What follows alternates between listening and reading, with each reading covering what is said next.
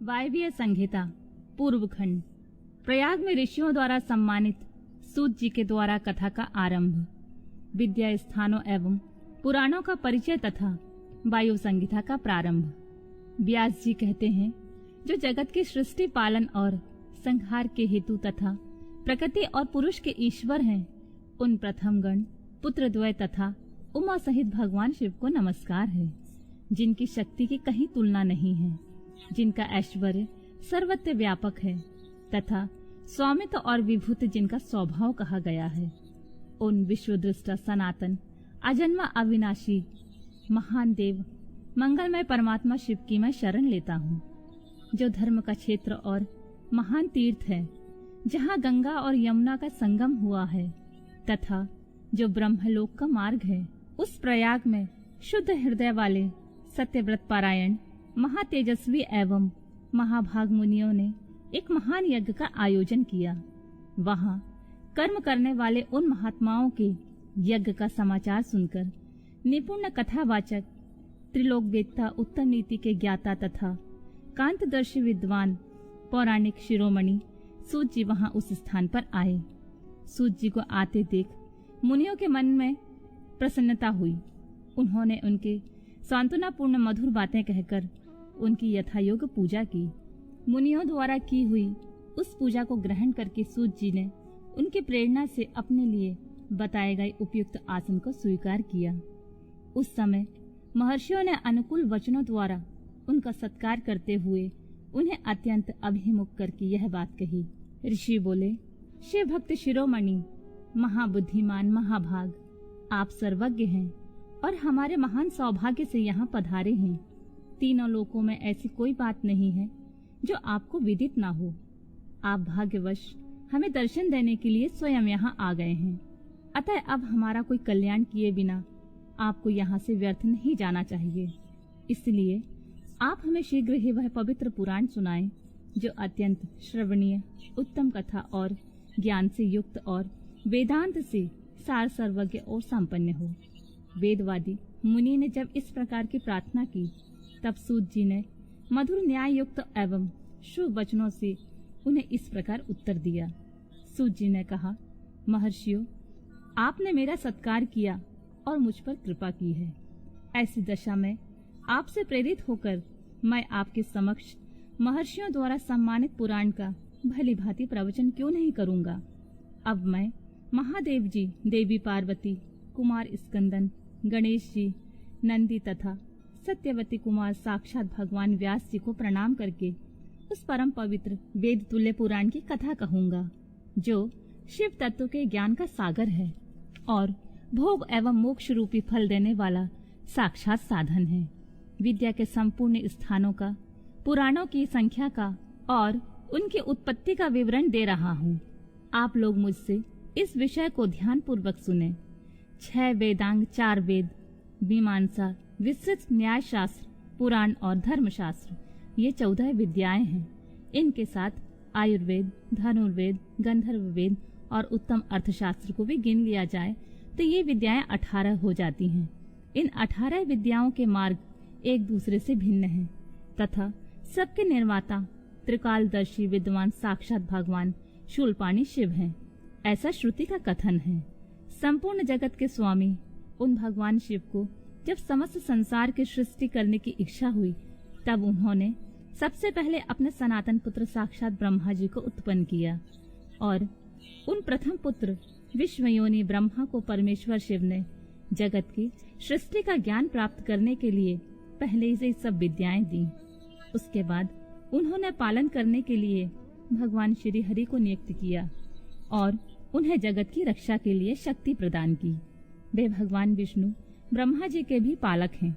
ब्रह्मा जी विद्या प्राप्त करके जब प्रजा की सृष्टि के लिए विस्तार कार्य में लगे, तब उन्होंने संपूर्ण शास्त्रों में पहले पुराण को ही स्मरण किया और उन्हीं को वे प्रकाश में लाए। पुराणों के प्रकट होने के अनंतर उन्हें 4 मुखों से चारों वेदों का प्रादुर्भाव हुआ। फिर उन्हीं के मुख से संपूर्ण शास्त्रों की प्रवृत्ति हुई। द्वापर में भगवान श्री हरि सत्यव्रती के गर्भ से उसी तरह प्रकट हुए जैसे अरण्य से आग प्रकट होती है। उस समय उनका नाम श्री कृष्ण द्वैपायन हुआ। मुनिवर, श्री कृष्ण द्वैपायन ने वेदों को संक्षिप्त करके उन्हें 4 भागों में विभक्त किया। इस प्रकार 4 भागों में वेदों का विस्तार करने से वे लोक में वेद व्यास के नाम से विख्यात हुए। इस तरह उन्होंने पुराणों को संक्षिप्त करके 4 लाख श्लोकों से सीमित किया।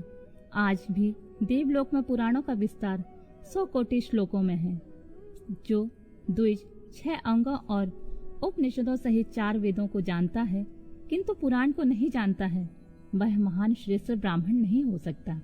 इतिहास और पुराणों से वेद की व्याख्या करें जिसका ज्ञान बहुत कम है, अर्थात जो पौराणिक ज्ञान से तुल्य है, ऐसे पुरुष से वेद यह सोचकर डरता है कि यह मुझ पर प्रहार कर बैठेगा। सर्ग प्रतिसर्ग, वंश, मनवंतर और वंशानुचरित ये पुराणों के 5 लक्षण हैं। छोटे और बड़े के भेद से 18 पुराण बताए गए हैं। ब्रह्म पुराण, पद्य पुराण, विष्णु पुराण, शिव पुराण, भागवत पुराण, भविष्य पुराण, नारद पुराण, मार्कंडेय पुराण, अग्नि पुराण, ब्रह्मा वैवर्त पुराण, लिंग पुराण, वराह पुराण, स्कंद पुराण, वामन पुराण, कूर्म पुराण, मत्स्य पुराण, गरुड़ पुराण और ब्रह्मांड पुराण। यह पुराणों का पवित्र क्रम है। इसमें शिव पुराण चौथा है, जो भगवान शिव से संबंध रखता है और सब मनोरथों का साधक है। इस ग्रंथ की श्लोक संख्या 1 लाख है और यह 12 संहिताओं में विभक्त है। इसका निर्माण साक्षात भगवान शिव ने ही किया और इससे धर्म प्रतिष्ठित है। वेद व्यास ने 1 लाख श्लोकों वाले शिव पुराण को संक्षिप्त करके 24,000 श्लोकों में कर दिया है। इसमें 7 संहिताएं हैं।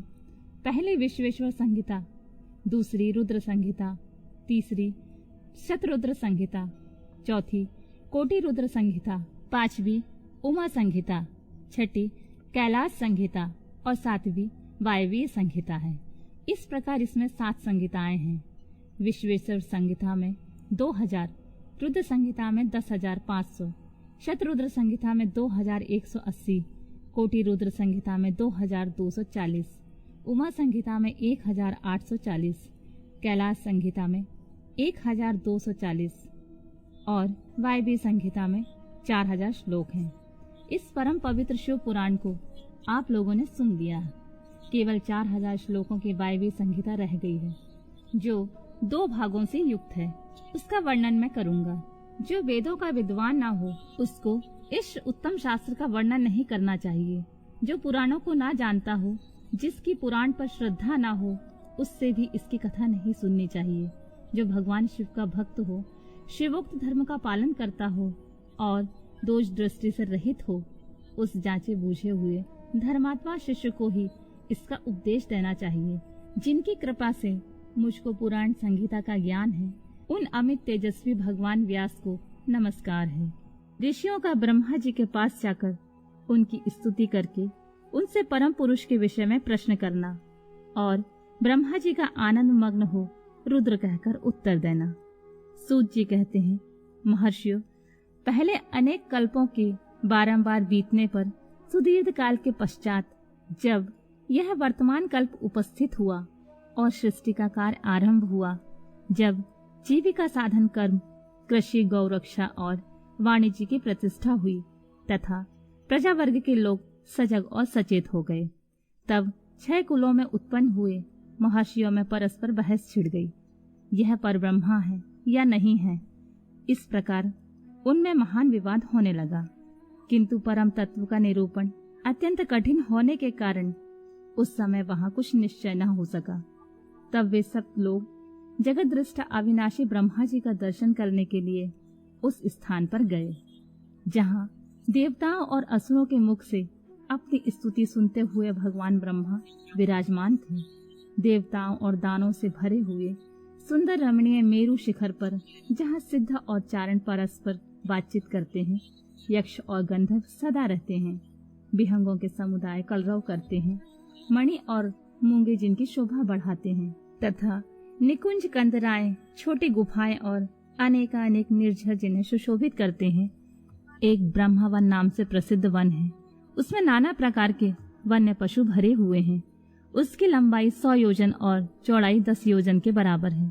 उसके भीतर एक रमणीय सरोवर है, जो सुस्वादु निर्मल जल से भरा रहता है। वहाँ के रमणीय पुष्पित वृक्षों पर मत वाले भौरे छाए रहते हैं। उस वन में एक मनोहर एवं विशाल नगर है जो प्रातः काल के सूर्य की भांति प्रकाशित होता रहता है। वहाँ दुर्धर्ष शक्तियों से युक्त बलाभिमानी दैत्य, दानव तथा राक्षसों का निवास है। वह नगर तपाए हुए सुवर्ण का बना हुआ जान पड़ता है। उसकी 4 दीवारें और सदर फाटक बहुत ऊंचे हैं। छोटे बुर्जों, ढालू छतों, आवास स्थानों तथा सैकड़ों गलियों से उस नगर की बड़ी शोभा है।